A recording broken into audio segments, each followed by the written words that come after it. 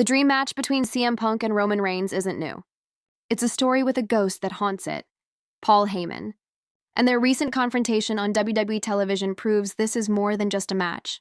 It's unfinished business.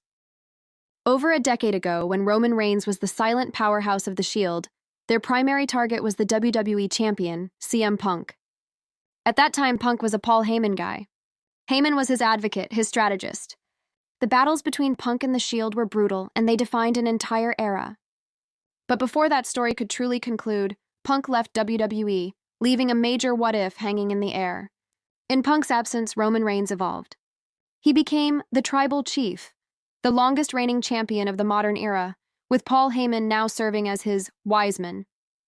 Reigns built an empire. Then, in November 2023, CM Punk returned. He came back to finish his story, headlining WrestleMania. But to do that, he'd have to go through the man who now sits at the head of the table, advised by Punk's own former mentor. The moment they finally met face-to-face in the ring, the tension was obvious. Punk didn't have to say a word to Heyman. Their history did the talking. Reigns immediately asserted his dominance, telling Punk to acknowledge him and leave his ring.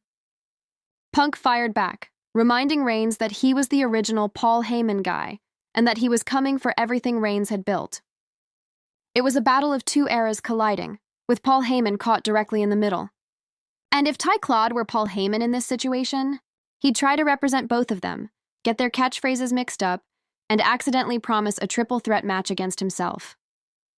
The man-child mind is a labyrinth, back to the icons. While Punk's recent injury has put an immediate match on hold, WWE has made it clear this is the direction. It's not just a match, it's a story of legacy, loyalty, and betrayal. Is Reigns truly the greatest of this generation? Or does the best in the world have one last chapter to write? Either way, their eventual clash is set to be one of the biggest main events in WWE history.